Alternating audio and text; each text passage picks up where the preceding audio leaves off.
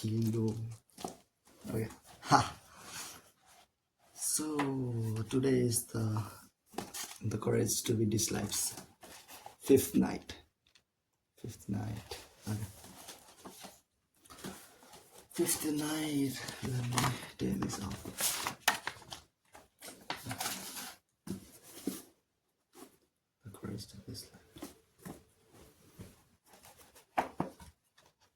I'd say this is last chapter. Last chapter, yes, the fifth night is the last chapter. Okay.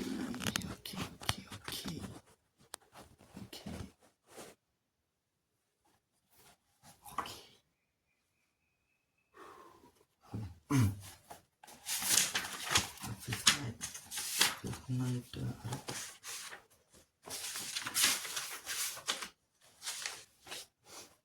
The young man thought to himself. Adler psychologists engaged in a thorough inquiry into interpersonal relationships, and the final goal of this interpersonal relationship is community feeling. But is this really enough? Isn't there something else that I was brought into this world to achieve? What is the meaning of life? Where am I headed? And what sort of life am I trying to lead? The more the young man thought, the more it seemed to him that his own existence had been tiny and insignificant. Okay. Okay. Excessive self-consciousness stifles the self. Philosopher, it's been a while, isn't it?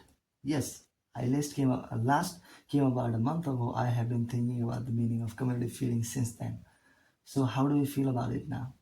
Well, community feeling is definitely an attractive idea, the sense of belonging, that it's okay to be here, for example, which we possess as a fundamental desire. I think it is a brilliant insight into our existence as social creatures. It's a brilliant insight, except funny you caught on right away. That's right. I still have some issues with it. I'll say it straight out. I have no idea what you are going on about with your references to the universe and all that, and it's end up reeking of religion from beginning to end. There's this kind of quality to it, and all that I can just shake. All that I just can't shake. When Adler first proposed the concept of community feeling, there was a great deal of opposition in a similar way. People said that psychology is supposed to be a science, and here was Adler discussing the issue of worth. That sort of thing isn't science, they said. So, in my own way, I tried to figure out why I couldn't understand what you were talking about, and I'm thinking that the order of things might be the problem. You're starting off with the universe and inanimate objects, and the past and the future, so on. So I lose track of things. Instead, one should get a firm grasp of the I. Next, one should contemplate one-on-one relationships, that is to say, the interpersonal relationships of you and I. And once one has done that, the larger community should come into view. I see that is a good order. Now, the first thing I want to ask about is attachment to self.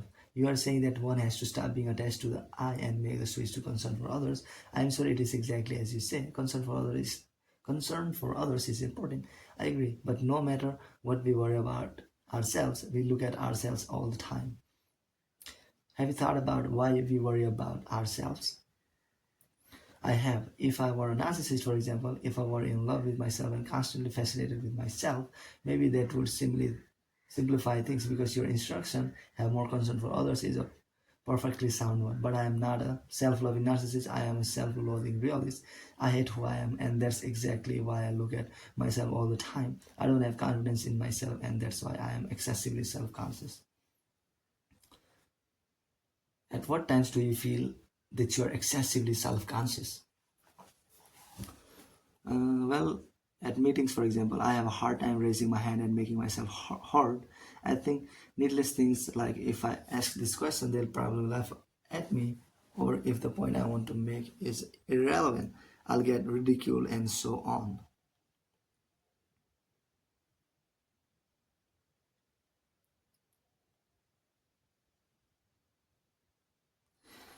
And I just clam up. Trustfully, I falter, Even when it comes to telling silly jokes in front of people, every time my self-consciousness kicks in and puts the brake on, and it's as if I've been straight jacked. My self-consciousness won't allow me to behave in an innocent way, but I don't even have to ask for your answer. I'm sure it will be the same as always. Have courage. But such words are of no use to me because this isn't just a matter of courage. I see last time I gave an overview of cumulative feeling. Today we will dig deeper. And where will that take us? We will probably arrive at the question, what is happiness? Oh, so happiness lies beyond cumulative feeling.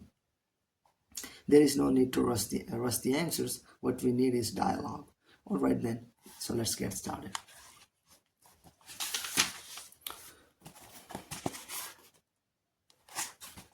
Not self-affirmation, self-acceptance. Not self-affirmation, self-acceptance. Philosopher, first of all, let's look at what you were just saying about your self-consciousness. Putting the brakes on and not letting you behave in an innocent way. There are probably many people who experience this trouble. So let's go back to the source again and think about you. Go, what could you be trying to gain by putting the brakes on your own innocent behavior? Youth, it's the genuine desire to not be laughed at, to not be thought of as a fool. So in other words, you don't have confidence in your innocent self, in yourself, just as you are, right? And you stay away from the kind of interpersonal relationship in which you would just be yourself. But I'll bet that when you're home alone, you sing out loud and dance to music and speak in a lively voice. Haha, it's almost like you've set a surveillance camera in my room. But yes, it's true, I can behave freely when I'm alone. Anyone can behave like a king when they're alone, so this is an issue that should be considered in the context of interpersonal relations, because it isn't that you don't have an innocent self, it is only that you can do such things in front of others. Well, what should I do then? It's about cumulative feeling. After all, concretely speaking, it's making the switch from attachment to self-interest to concern for others, social interest, and gaining a sense of cumulative feeling. Three things are needed at this point: self-acceptance, confidence in others, and contribution to others. Interestingly, new keywords I see. What do they refer to? Let's start with self-acceptance. On our first night, I brought up that statement of Adler's. The important thing is not what one is born with, but what use one makes of that equipment. Do you remember this? Yes, of course. Yes, of course.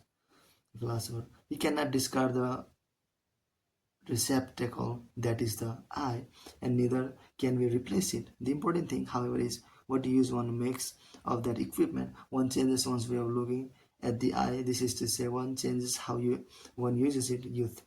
Does that mean be more positive and have a stronger sense of self-affirmation? Think about everything more positively. There is no need to go out of one's way to be positive and affirm oneself. It's not self-affirmation that we are concerned with, but self-acceptance. Not self-affirmation, but self-acceptance. That's right. There is a clear difference. There is a clear difference. Self-affirmation is making suggestion to oneself, such as "I can do it" or "I am strong," even when something is simply beyond one's ability. It is notion that can bring about a superiority complex, and may even be termed a way of living in which one lies to oneself with self-acceptance. On the other hand, if one cannot do something, one is simply accepting one's incapable self as is and moving forward so that one can do whatever one can. It is not a way of lying to oneself. To put it more simply, say you've got a score. Say you've got a score of 60%, but you tell yourself, I just happen to get unlucky this time around, and the real me is 100%. This is self-affirmation. By contrast, if one accepts oneself as one is, a 60%, and thinks to oneself, how should I go about getting closer to 100%? This is self-acceptance. Youth. So even if you're only 60%, there's no need to be pessimistic. Philosopher. Of course not. No one is perfect. Do you recall what I said when I was explaining the pursuit of superiority? That's all people. That all people are in this condition of wanting to improve. Put the other way around. There's no such thing as 100% person. This is something we should actively acknowledge. What are you saying? What are you saying sounds positive in various respects, but has a negative ring to it as well. Here I use the term affirmative resignation. Affirmative resignation. This is also the case with the separation of tasks. One ascertains one ascertains the things one can change and the things one cannot change. One cannot change what one is born with, but one can, under one's own power, go about changing what use one makes of that equipment. So in that case, one simply has to focus on what one can change rather than what one cannot. This is what I call self-acceptance. What one can change, what one cannot. That's right. Accept what is irreplaceable. Accept this me just as it is, and have the courage to change what one can change. This is self-acceptance. That reminds me of a line that the writer Kurt Vonnegut quoted in one of his books. God grant me the serenity to accept the things I cannot change, courage to change the things I can, and wisdom always to tell the difference. It's in the novel Slaughterhouse-Five. Philosopher, yes, I know it. It is the Serenity Prayer. These words are well known and have been transmitted for many years in Christian society. He even used the word courage. I read the book so intently I should know it by heart, but I never noticed this point until now. It's true. We do not lack ability. We just lack courage. It's all comes down to courage.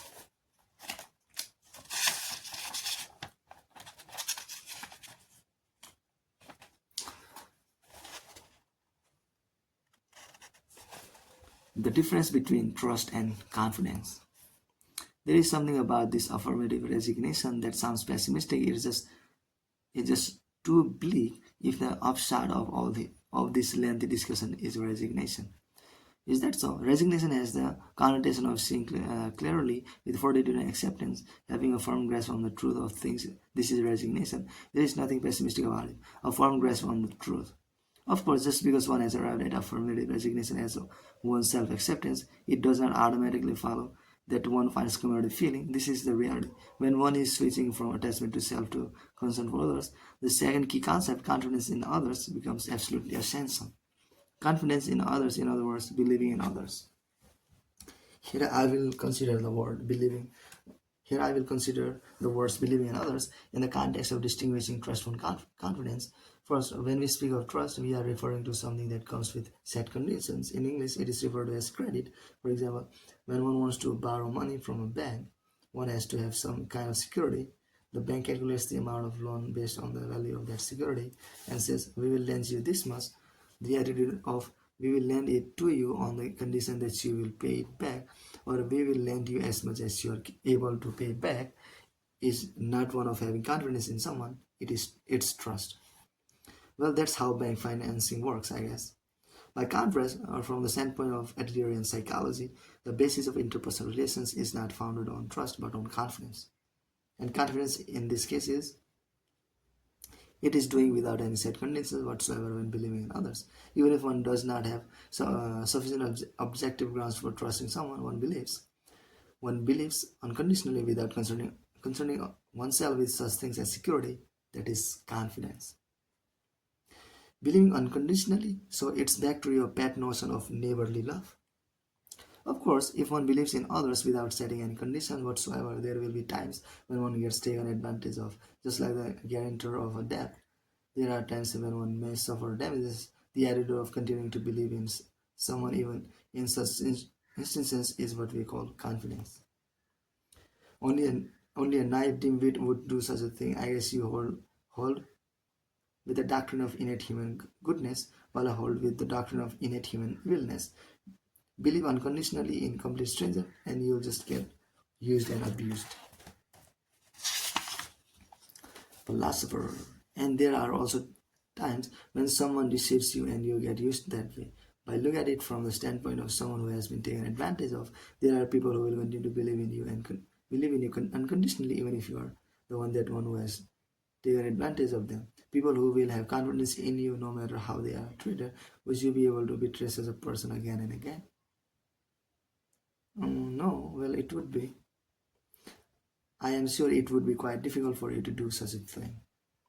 After all that, are you saying one has to appeal to the emotions to keep on holding the faith like a saint and act on the conscience of the other person? You're telling me that morals don't matter to Adler, but isn't that exactly what we're talking about here? No, it is not. What would you say is the opposite of confidence? An antonym of confidence, it is doubt.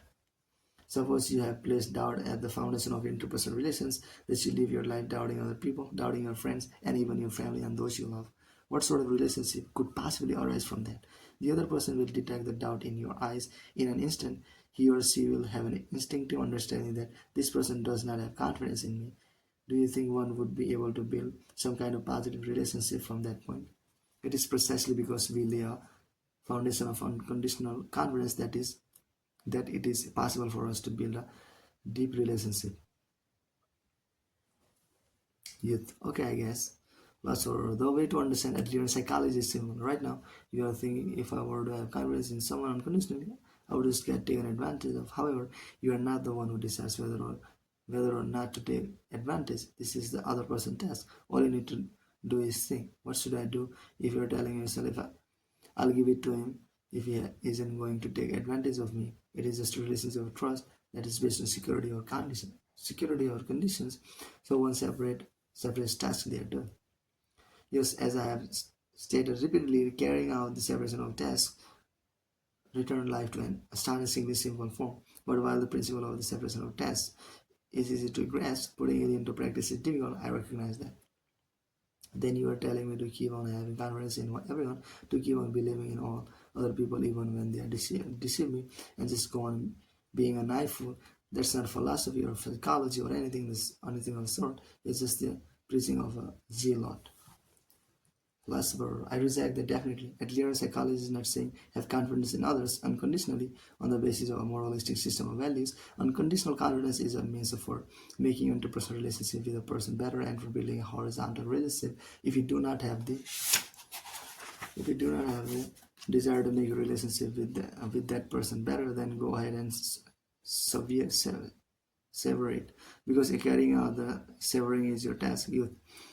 Then what if I've placed unconditional confidence in a friend in order to make our relationship better? I've jumped through all sort of hoops for this friend, gladly satisfied any request for money, and been unstinting with my time and efforts in his regard. But even in such cases, there are times when one is taken advantage of. For example, if one were horribly taken advantage of by a person one has believed in completely, wouldn't that experience lead one to a lifestyle with an other people are my enemies outlook? It seems that you have not yet gained an understanding of the goal of confidence. Suppose, for example, that you are in a love relationship, but you are having doubts about your partner, and you think to yourself, "I'll bet she's cheating on me," and you start making desperate efforts in search of evidence to prove that. What do you think would happen as a result? Well, I guess that would depend on the situation. No, in every instance, you would find an abundance of evidence that she has been cheating on you. Wait, why is that?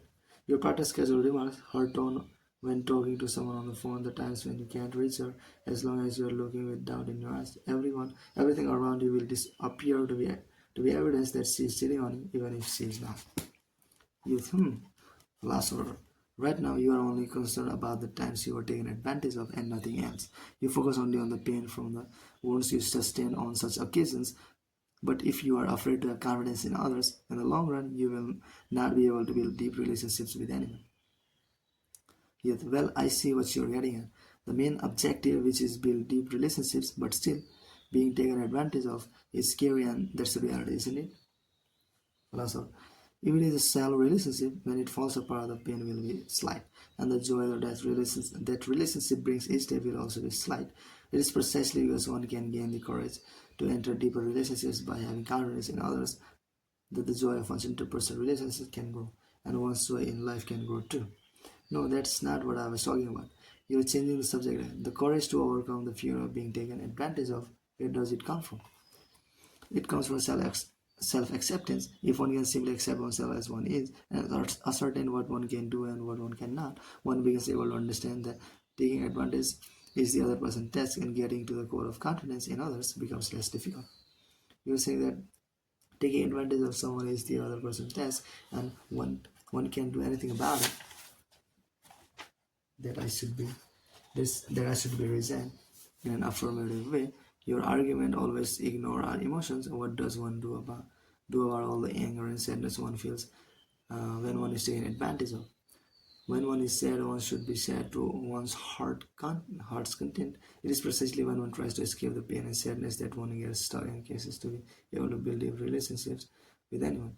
Think about it this way: we can believe and we can doubt, but we are aspiring to see others as our comrades. To believe or to doubt, the choice should be clear. The essence of work is a contribution to the common good. The essence of work is a contribution to the common good. Alright, well, suppose I have managed to youth. Alright, well, suppose I have managed to attain self-acceptance and that I have attained confidence in others too. What kind of changes would there be in me then? First one, accept one's irreplicable. This may just replaceable. This may just as it is. This is self-acceptance. Then one places unconditional confidence in other people. This is confidence in others. You can accept yourself and you can have confidence in others. So what are other people to you now? My comrades. Exactly. In fact, placing confidence in others is connected to seeing others as comrades. It is because they are one's comrades that one can have confidence in them. If they are not one's comrades, one would not be able to reach the level of confidence, and then having other people as one's comrades connects to finding refuge in the community one belongs to. So one can gain the sense of belonging that it's okay to be here. In other words, you're saying that to feel it's okay to be here, one has to see others as comrades, and that to see others as comrades, one needs both self-acceptance and confidence in others. That's right. You're grasping this more quickly now. To take it a step further, one may say that people who think of others as enemies have not attained self-acceptance and do not have enough confidence in others. Alright, it is true that people seek the sense of belonging, that it's okay to be here, and to get that, they need self-acceptance and confidence in others. I have no objection to that. But I don't know, can one really gain a sense of belonging just by seeing others as comrades and having confidence in them and having confidence in them? Of course, community feeling is not something that is attainable with just self-acceptance and confidence in others. It is at this point that the third key concept, contribution to others, becomes necessary. Contribution to others is to act in some way on one's comrades to attempt to contribute, that is contribution to others. So when you say contribute, you mean to show a spirit of self-sacrifice and to be of service to those around you. Contribution to others does not connote self-sacrifice. Adler goes so far as to warn that those who sacrifice their own lives for others are people who have conformed to society too much. And please do not forget, we are truly aware of our own worth only when we feel that our existence and behavior are beneficial to the community. That is to say, when one feels I am of use to someone. Do you remember this? In other words, contribution to others rather than being about getting rid of the I and being of service to someone is actually something one does in order to be truly aware of the worth of the I. Contribution to others is for oneself. Yes, there is no need to sacrifice the self. Your argument is starting to crumble here, isn't it? You've done a wonderful job of digging your own grave. In order to satisfy the I, one makes oneself of service to others. Isn't that the very definition of hypocrisy? I said it before. Your entire argument is hypocritical. It's a slippery argument. Look, I would rather believe in the villain who is honest about his desires than the good guy who tells a pack of lies. Those are a lot of hasty conclusions. You do not understand community feeling yet. Then I wish you would provide a concrete example of what you consider to be contribution to others. The most easily understood contribution to others is probably work. To be in society and join the workforce, or to do the work of taking care of one's household. Labor is not a means of earning money. It is through labor that one makes contribution to others and commits to one's community, and that one truly feels I am of use to someone and even comes to accept one's existential worth. You are saying that the essence of work is contribution to others. Making money is a major factor too, of course. It is something akin to that Dostoevsky quote you happened upon. Money is coined freedom, but there are people who have so much money that they could never use it all, and many of these people are continually busy with their work. Why do they work? Are they driven by boundless greed? No, they work so that they are able to contribute to others and also to confirm their sense of belonging. They're feeling that is they are feeling that it's okay to be here. Wealthy people who, on having amassed a great fortune, focus their energies on charitable activities are doing so in order to attain a sense of their own worth and confirm for themselves that it's okay to be here. I suppose that is one truth, but what? Self-acceptance, accepting one's irreplaceable this means just as it is. Confidence in others to place unconditional confidence at the base of one's interpersonal relations rather than seeding doubt. The young man found these two concepts sufficiently convincing. Contribution to others, however, was something he could not quite grasp. If that contribution is supposed to be for other people, then it would have to be one of bitter self-sacrifice. On the other hand, if that contribution is actually for oneself, then it's a height of hypocrisy. This point has to be made utterly clear in a resolute tone of voice. The young man continued. Young people walk ahead of adults.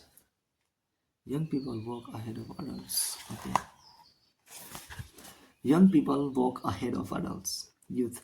I will acknowledge that work has aspects of contribution to others, but the logic that says that officially one is contributing to others when actually one is doing it for oneself, it is nothing other than hypocrisy. How do you explain that? Philosopher. Imagine the following kind of scene. It's after dinner at home and there are still dishes left on the table. The children have gone off to their rooms and the husband is sitting on the sofa watching television. It's been left to the wife, me, to do the dishes and clear everything up. To make matters worse, the family takes that for granted and they don't make the slightest effort to help. In such a situation, normally one would think, why won't they give me a hand? Or why would I have to do all the work? Even if I do not hear the words thank you from my family while I'm cleaning up, I want them to think that I am of use to the family instead of thinking about what others can do for me. I want to think about and put into practice what I can do for other people just by having that feeling of contribution. The reality right in front of me will take on a completely different hue. In fact, if I'm grumbling to myself as I wash the dishes, I'm probably not much fun to be around. So everyone just wants to keep their distance. On the other hand, if I'm humming away to myself and washing the dishes in good spirit, the children might come and give me a hand. At the very least, I'll be creating an atmosphere in which it is easier for them to offer their help. Well, that might be the case in that setting anyway. Now, how come I have feeling of contribution in that setting? I have it because I am able to think of the members of my family as comrades. If I cannot do that, inevitably there will be thoughts running through my head like, why am I the only one doing this, and why won't anyone give me a hand? Contribution that is carried out while one is seeing other people as enemies may indeed lead to hypocrisy. But if other people are one's comrades, that should never happen, regardless of the contribution one makes. You have been fixating on the word hypocrisy because you do not understand community feeling yet. Okay, youth. Okay. Philosopher. For the sake of convenience, up to this one, I have discussed self-acceptance, confidence in others, and contribution to others in that order. However, these three are linked as an indispensable whole in a sort of circular structure. It is because one accepts oneself just as one is. One self-accepts that one can have confidence in others without the fear of being taken advantage of, and it is because one can place unconditional confidence in others and feel that people are one's comrades that one can engage in contribution to others. Further, it is because one contributes to others that one can have the deepest awareness that I am of use to someone and accept oneself just as one is. One can self-accept the notes you took down the other day. Do you have them with you?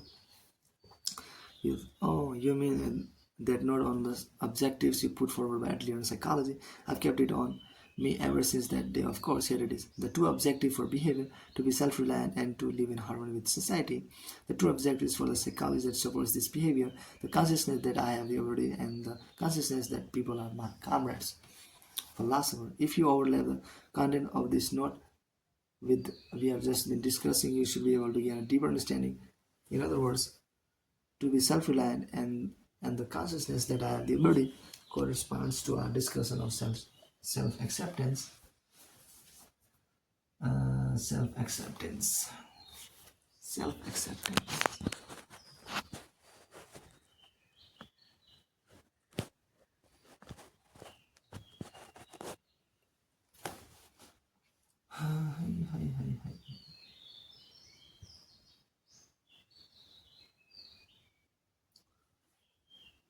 Self-acceptance. And then to live in harmony with society and the consciousness that people are comrades connects to the confidence in others and then to contribute to others. Youth. I see, so the objective of life is community feeling. I think it will be some time before I can get this clear in my head though. Also, yes, it probably will. As Adler himself said, understanding a human being is no easy matter. Understanding a human being is no easy matter. Of all the forms of psychology, individual psychology is probably the most difficult to learn and put into practice.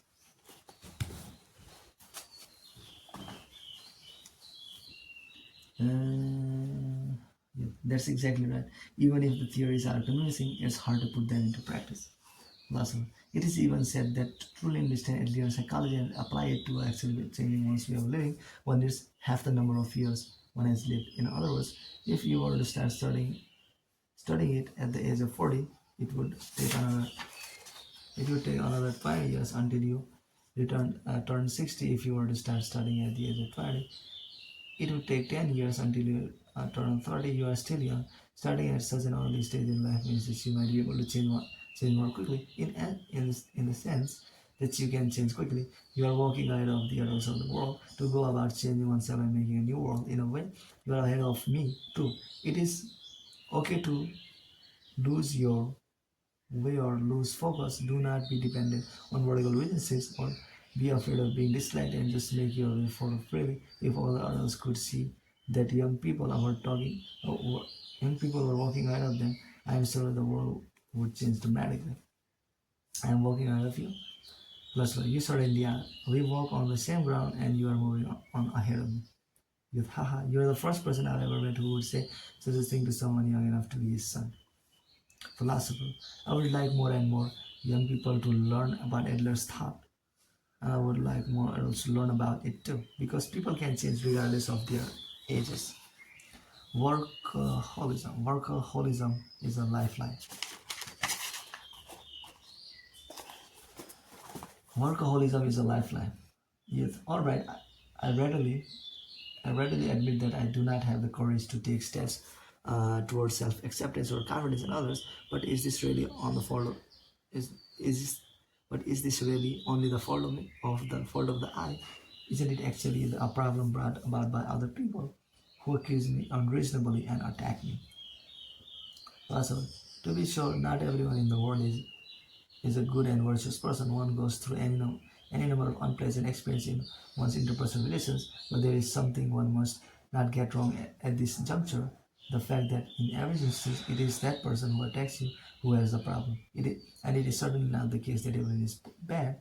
People with neurotic lifestyles and tend to sprinkle their speech with such words as everyone and always and everything. Everyone hates me. They will say, or it's always me who takes a loss and everything is wrong. If you think you might be in the habit of using such generalizing statements, you should be careful. Yeah. Well, that does sound rather familiar. Philosopher. In Adler psychology, we think of this as a way of living that is lacking in harmony of life. It's a way of living in which one sees only a part of things, but judges the whole. Harmony of life? Philosopher. In the teachings of Judaism, one finds the following anecdote. If there are 10 people, one will be someone who If there are 10 people, one will be someone who criticizes you no matter what you do. This person will come to dislike you and you will not learn to like him either. Then there will be the two others who accept everything about you and whom you accept too. And you will become close friends with them. The remaining 7 people will be neither of these types. Now do you focus on the one person who dislikes you? Do you pay more attention to the two who loves you? Or would you focus on the crowd of the other 7, a person who is lacking harmony of life? Will see only the one person he dislikes and will make a judgment of the world from that. Youth, intriguing. Philosopher. Some time ago, I participated in a workshop for stammer sufferers and their families. Do you know anyone who has a stammer? Yes, there was a student at the school I went to who stuttered. That must be hard to deal with both for the person who has it and for his family too. Why is stammering hard to deal with? To view in academic psychology is that people suffer from stammering and are concerned about their own way of speaking, and they have feeling of inferiority and see their lives as unbearably hard, and they become too self-conscious as a result and start tripping over their words more and more. Youth, they are concerned only about their own way of speaking. Philosopher, that's right. There are not only people who will laugh at or make fun of someone when he trips over his words now and then. To use the example I just mentioned, it would probably be no more than 1% in 10. At most, in my case, with the sort of foolish person who would take such an attitude, it is best to simply sever the relationship. But if one is lacking in harmony of life, one will focus only on that person and end up thinking everyone is laughing at me. Youth, but that's just human nature. Plus, I have a reading group that meets on a regular basis, and one of the participants has a stammer. It comes out it comes out sometimes when it's his turn to read, but not a single person there is the sort who would laugh at him for that. Everyone just sits quietly and waits in a quite natural way for the next words to come out. I am sure this is not a phenomenon. This is isolated to my reading group. When one's interpersonal relations do not go well, it cannot be blamed on stammer or fear of blushing or anything of the sort, even though the problem is really that one has not attained self-acceptance or confidence in others or contribution to others. For that matter, one is focusing on only one tiny part of the things that simply should not matter, and from that trying to form judgments with regard to the entire world. This is a misguided lifestyle that is lacking in harmony of life. Did you actually convey such a harsh reality to people who suffer from stammering? Philosopher, of course, at first there were some adverse reactions, but by the end of the 3-day workshop, everyone was in deep agreement with it. It certainly is a fascinating argument, but focusing on people who suffer from stammering seems like a rather special example. Could you give me any? Could you give me any others? But another would be the workaholic. This too is an example of a person who is clearly lacking harmony of life. A workaholic is why is that? People who suffer from stammering are looking at only a part of things but judging the whole. With workaholics, the focus is solely on one specific aspect of life. They probably try to justify that by saying it's busy at work, so I don't have enough time to think about my family. But this is a lifetime. They are simply trying avoid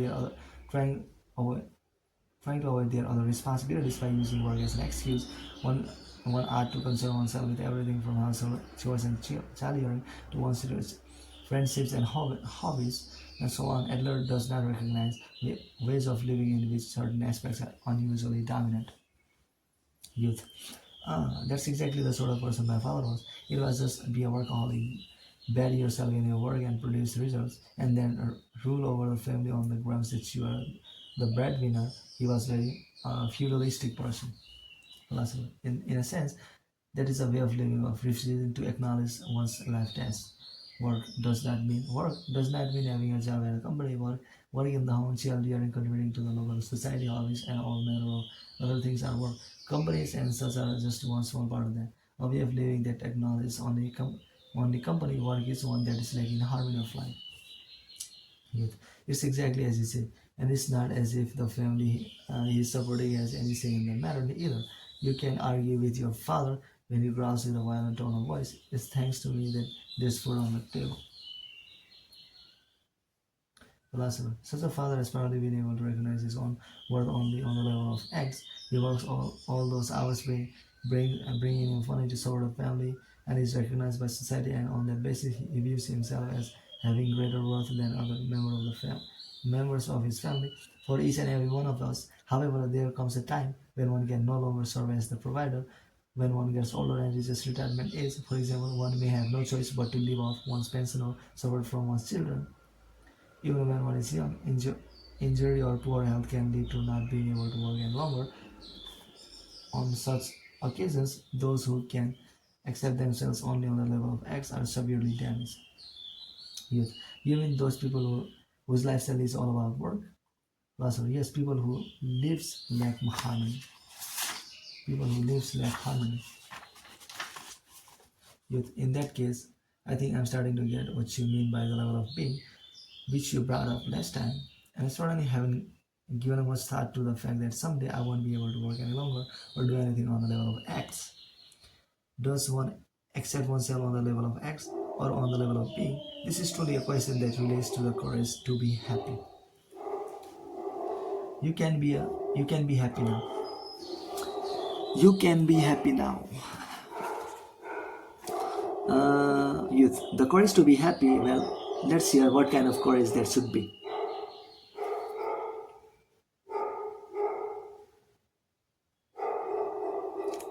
Philosopher, yes, that is an important point. Youth, you say that all problems are interpersonal relationship problems, and then you turn that around and you say that our happiness is to be found in our interpersonal relations too. But I still find this accepts hard to accept. Is what human beings call happiness merely something within our good interpersonal relations?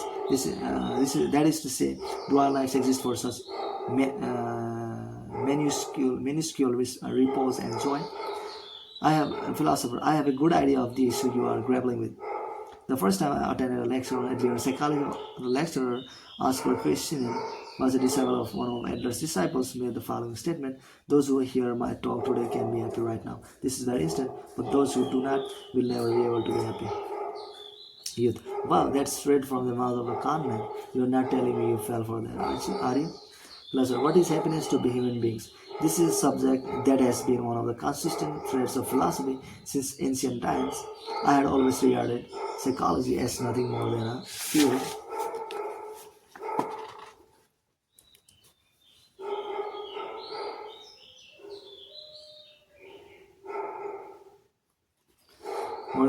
of philosophy and such hard, very little interest in psychology as a whole. So it was a student of philosophy that I had concerned myself in my own way with the question, what is happiness? I would be remiss if I did not admit to having felt some reluctance on hearing Krishna's words. However, at the same time that I experienced that reluctance, I realized something. I had given much deep thought to the true character of happiness. I had searched for answers, but I had not always given deep thoughts to the question, how can one be happy? It occurred to me then that even though I was a student of philosophy, maybe I wasn't happy. I see. So your first encounter with Adler psychology began with a feeling of incongruity. Philosopher, that's right. Youth. Then please tell me, did you eventually become happy? Philosopher, of course. Youth. How can you be so sure?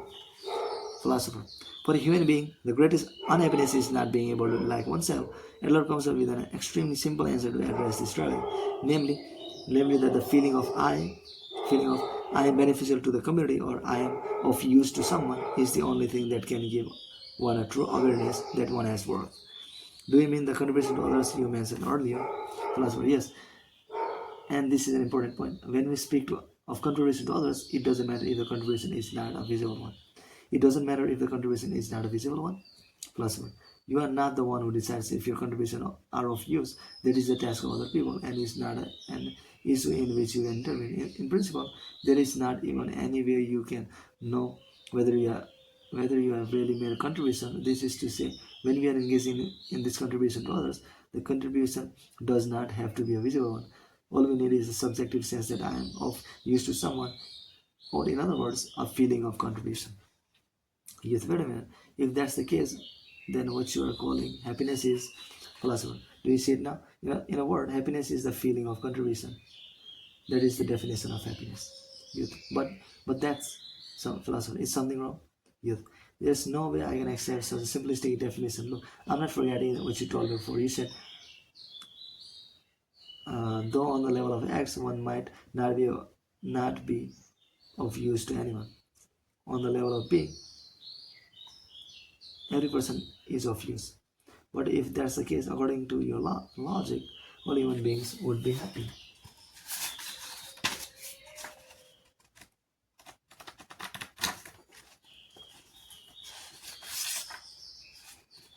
Philosopher, all human beings can be happy, but it must be understood. This does not mean all human beings are happy, whether it is on the level of X or on the level of being. One needs to feel that one is of use to someone, that is to say, one needs a feeling of contribution. So you are saying that the reason I am not happy is that I don't have a feeling of contribution. That is correct. Then how can I get a feeling of contribution? By working through volunteer activities. Then how can I get a feeling of contribution? By working through volunteer activities. Philosopher. Earlier we were talking about desire for recognition. In response to a statement that one must not seek recognition, you said that desire for recognition is a universal desire. Yes, I did. But honestly, I'm still not entirely certain about this point. Philosopher. But I am sure that the reason people seek recognition is clear to you now. People want to like themselves. They want to feel that they are worth. In order to feel that, they want a feeling of contribution that tells them I am of use to someone, and they seek recognition from others as an easy means for gaining that feeling of contribution. Youth, you are saying that the desire for recognition is a means for gaining a feeling of contribution. Philosopher, isn't it so? Youth, no way, that's contradicts everything you've been saying until now. Because isn't receiving recognition from others supposed to be a means for gaining a feeling of contribution? And then you say happiness is a feeling of contribution. If it is, then fulfilling one's desire for recognition is directly linked with happiness, isn't it? Haha, at last you acknowledge the necessity of the desire for recognition. Philosopher, you are forgetting an important issue. If one's means for gaining a feeling of contribution turns out to be the being recognized by others, in the long run, one will have no choice but to walk through life in accordance with other people's wishes. There is no freedom in a feeling of contribution that is gained through the desire for recognition. We are beings who choose freedom while aspiring to happiness. So one can have happiness only if one has freedom. Yes, freedom as an institution may differ depending on the community, country, the times, or the culture, but freedom in our interpersonal relations is universal. There's no way that you will acknowledge the desire for recognition. Plus, yes, freedom. Yes, freedom. Sorry. Yes, there's no way that you will acknowledge the desire for recognition. Philosopher, if one really has a feeling of contribution, one will no longer have any need for recognition from others, because one will already have a real awareness that I am of use to someone without needing to go out of one's way to be acknowledged by others. In other words, a person who is obsessed with the desire for recognition does not have any converted feeling yet, and has not managed to engage in self-acceptance, confidence in others, or contribution to others. Yes, so if one just has community feeling, the desire for recognition will disappear. Philosopher, yes, it will disappear. There is no need for recognition from others. The philosopher's points could be summed up as follows. People can only be truly aware of their worth when they are able to feel I am of use to someone. However, it doesn't matter if the contribution one makes at such a time is without any visual form. It is enough to have the subjective sense of being of use to someone, that is to say, a feeling of contribution. And then the philosopher arrives at the following conclusion: happiness is the feeling of contribution. There certainly seem to be aspects of truth there, but is that really all that happiness is? Not if it's the happiness I'm searching for.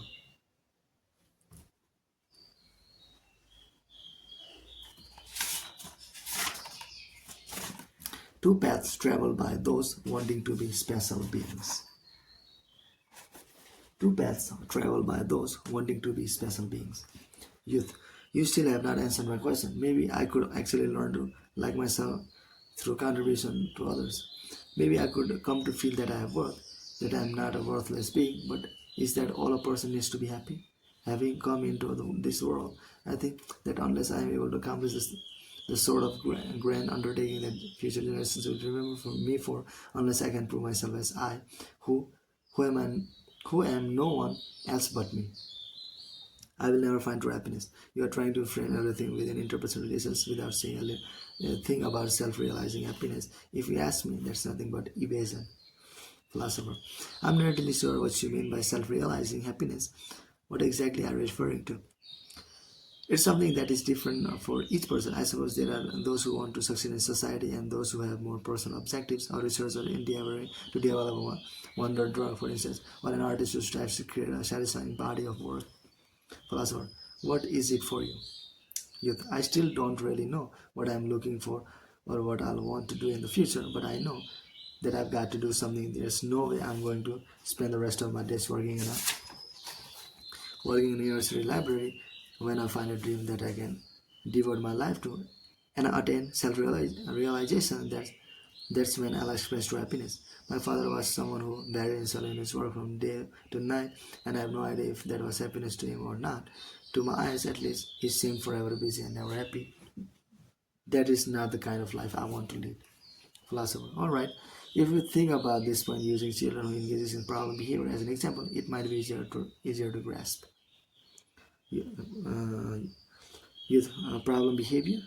Philosopher. That's right. First of all, we human beings have a universal desire that is referred to as pursuit of superiority. Do you recall our discussion of this? Yes, simply put, it's a term that indicates hoping to improve and pursuing an ideal state. There are many children who, in their early stages, try to be especially good. In particular, they obey their parents, comfort themselves in a socially acceptable manner, and apply themselves assiduously to their studies and in sports, and excel in extracurricular activities as well. In this way, they try to get their parents to acknowledge them. However, when being especially good does not work out, however, when being especially good does not work out, their studies or sports don't go well. For example, they do an about face. They do an about face and try to be especially bad. Why do they do that? Yes, why do they do that? Philosopher. Whether they are trying to be especially good or trying to be especially bad, the goal is the same: to attract the attention of other people, get out of the normal condition, and become a special being. That is their only goal.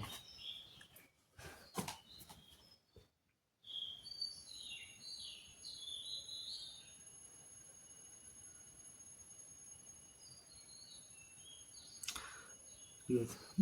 All right, please go on. Philosopher. In any case, whether it is one's studies or one's participation in sports, either way, one needs to make a constant effort if one is to produce any kind of significant results. But the children who try to be especially bad, this is to say, the ones who engage in problem behavior, are endeavoring to attract the attention of other people, even as they continue to avoid any such healthy effort. In adult psychology, this is referred to as the pursuit of easy superiority. Take for example, the problem child who disrupts lessons by throwing erasers or speaking in a loud voice. He is certain to get the attention of his friends and teachers, even if it is something that is limited to that place. He will probably succeed in becoming a special being, but this is a pursuit of easy superiority and is an unhealthy attitude. Youth. So children who commit delinquent acts are engaging in the pursuit of easy superiority too. Philosopher. Yes, they are. Yes, there are all types of problem behavior, from refusing to attend school to wrist cutting or underage drinking and smoking and so on, are forms of the pursuit of easy superiority. And your certain friend, who you told me about at the beginning, is engaging in it too. When a child engages in problem behavior, his parents and others rebuke him. Being rebuked more than anything else puts stress on the child. But even if it is, but even if it is in the form of rebuke, the child wants his parents' attention. He wants to be a special being, and the form of that attention takes doesn't matter. So, in a sense, it is only natural that he does not stop engaging in problem behavior, no matter how harshly he is rebuked. Youth. It's because of the rebuking that he doesn't stop the problem behavior. Philosopher. Exactly, because the parents and other adults are giving him attention through the act of rebuking. But previously you spoke of the goal of problem behavior as being revenge on the parents, right? Does that connect with this in some way? Philosopher. Yes, revenge and pursuit of easy superiority are easily linked. One makes trouble for another person while trying at the same time to be special.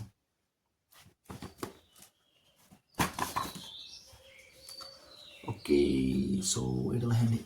I will just I will wrap this chapter up. Wrap this chapter up. Okay. So tomorrow I'll start from here. The courage to be normal. Okay, courage to be normal.